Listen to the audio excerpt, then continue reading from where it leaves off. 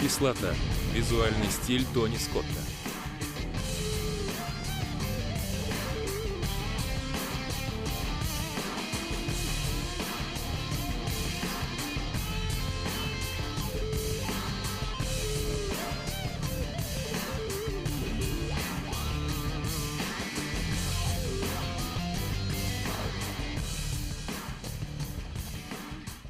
В детстве я мечтал стать рок-звездой, петь в рок-группе. Так что этот фильм явился воплощением моих рок-н-ролльных фантазий. Он не подчиняется никаким правилам. Мы использовали одновременно по 6 камер.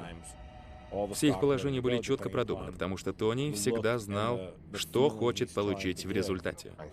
Тони — гениальный режиссер. Как и многие, он начинал со съемок рекламных роликов. Он обладает очень свежим, прогрессивным взглядом на многие вещи. Он всегда был и остается основоположником новых стилей и направлений в кино. В перерывах между фильмами я работал над рекламными роликами и короткометражными фильмами, где я мог вдоволь экспериментировать с камерами и цветом. Так, например, я снимал короткометражку для Warner Brothers в Лас-Вегасе, после чего был взрыв для Amazon.com. Потом я снимал фильм, действие которого разворачивается вокруг одного парня, который как бы застыл во времени, а все вокруг него движется с огромной скоростью. Тогда была применена техника особой съемки. Снимали со скоростью 6 кадров в секунду. В результате получили нечеткие размытые границы и полное ощущение нереальности. Тони снял очень много рекламных роликов для компании Marlboro. Один из последних своих роликов он собрал буквально за считанные дни. Поэтому мы называем его «Папа Мальборо». Опыт работы в рекламном бизнесе очень помог Тони. Так, например, эпизоды из «Детства Домино» были сняты в той же технике, что снимаются рекламные ролики. Этот фильм вывел кинопроизводство на новый уровень. Мы снимали со скоростью 6 кадров в секунду и с той же скоростью воспроизводили изображение. Этот прием помогает передать напряжение атмосферы и усилить эффектность сцен. Все действие фильма зритель видит глазами Домино. Это естественно. Она главная героиня фильма. Вот почему камера постоянно находится в движении, повторяя направление ее взгляда. Размытые границы картинки передают ощущение нереальности. Вы покидаете свой обычный мир и оказываетесь в мире Домино. Когда мы обсуждали конечный результат, решали, каким должен быть общий образ фильма, было решено сделать нечто не похожее ни на что из ранее существовавшего. Поэтому использовались несколько неожиданные приемы. В частности, мы использовали ручную камеру, чтобы снимать множественные экспозиции и создать ощущение движения в картине. Особенность стиля Тони состоит в том, что он передает свои идеи и заставляет зрителя почувствовать то, что ощущает герой посредством наглядных образов. Зритель должен чувствовать то, что он видит, а для этого требуется очень кропотливая работа. Он много экспериментирует с разными камерами и приемами. Он любит работать с цветом. Это добавляет экспрессии в его картины. Тони не просто дает указания. Он сам готов пробовать и находить решения поставленным задачам. Порой эти решения бывают совершенно простыми, но порой приходится изобретать что-то совершенно новое. Мы использовали вспышки, обратные вспышки и съемки в нормальном времени. Каждой части мы хотели придать ее собственный вид. Главным нашим средством здесь стала цветная обратимая пленка, которую мы проявляли кросс-способом и манипулировали над ней с помощью фотохимических веществ в лаборатории. Многое было снято в технике обратной вспышки и потом обработано кросс-способом, чтобы получить нужный результат. Кросс-способ заключается в том, что при проявке пленки используются реактивы, которые обычно не используют в кино. Эти реактивы как бы смещают цветовую гамму. Меняются цвета, и картинка становится нереальной. Чаще всего в изображении, обработанном таким способом, доминирует красный цвет. Границы такого изображения размыты. Сделать это повторно бывает очень непросто. Поэтому приходится работать очень аккуратно.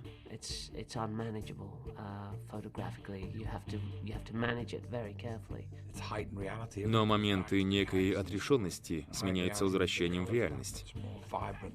Поэтому в фильме присутствуют и совершенно привычные глазу эпизоды, где розовый цвет похож на розовый, зеленый на зеленый. Уже в самом конце работы я признался Тони, что ужасно волновался. Я еще ни за один проект не боялся так сильно, а он сказал, что это хорошо. Съемка подвижной камерой всегда чревата некоторыми ошибками. Так, например, когда переводишь камеру с одной стороны на другую, неизменно меняется освещение, потому что не всегда удается предвидеть все. И тогда герои попадают со света в полную тень. Случается и наоборот.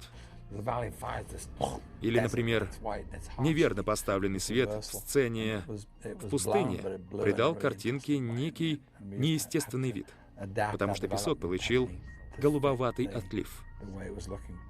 Но я не стал исправлять все эти ошибки. Напротив, некоторые из них даже усилил. В частности, фотолаборатории с помощью красок. Эти ошибки не только не мешают восприятию фильма, но и наоборот, усиливают некую внутреннюю связь между героем и зрителем и передают внутренние переживания героя. Случайности — именно то, что мы искали. Тони использовал эти огрехи, чтобы передать переживания, скрытые от глаз зрителя. Один из плюсов использования цифрового негатива заключается в возможности прокручивать фильм на разных скоростях. Обычно 6 кадров в секунду убыстряют действие, добавляют картинке что-то от фильмов Чарли Чаплина. Но если вы будете двигать камеру или наклонять ее, при этом прогоняя фильм на той же скорости, это дает эффект размывания границ. Мы использовали этот прием в сцене с перевернувшимся автобусом. Водитель автобуса выпил галлюциногенного кофе.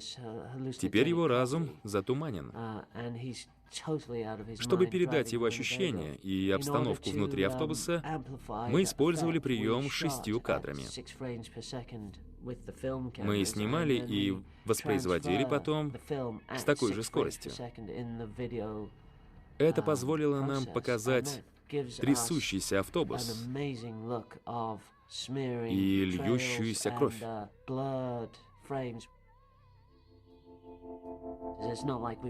Не то, чтобы мы разгуливали по округе, пытаясь снять что-то и привести это к нужному виду. Нет, это долгие годы проб и ошибок. Это уже третий наш совместный проект вместе с Дэном. Кроме того, мы сняли много рекламных роликов. Наши 25 лет знакомства не прошли даром, потому что Дэн, так же, как и я, готов экспериментировать, искать новые приемы и техники. И пусть даже сначала он воспринимает мои предложения с неким скептицизмом и говорит, что такое вряд ли возможно, он все же впрягается в этот процесс, и мы начинаем творить вместе. У нас была отличная возможность экспериментировать, потому что у нас шел источник независимого финансирования. Мы чувствовали себя гораздо свободнее, чем когда ты привязан к студии, которая обычно с недоверием смотрит на всякого рода эксперименты. По-моему, чем старше я становлюсь, тем дальше отклоняюсь от протоптанных троп в мире кинопроизводства в новые, неосвоенные территории. Тони, можно сказать, вложил новые направления в мире киноиндустрии, как он это делал много раз и раньше. И после выхода этого фильма на экран, я уверен, все больше и больше людей будут применять такую технологию в своих работах. Потому что такова природа этого мира.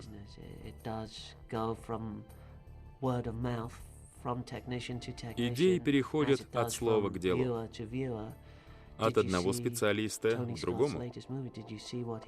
Так же, как и восхищение от одного зрителя к другому.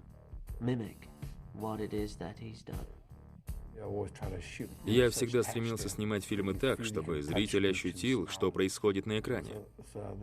Думаю, следующим шагом будет трехмерная графика с реальными запахами.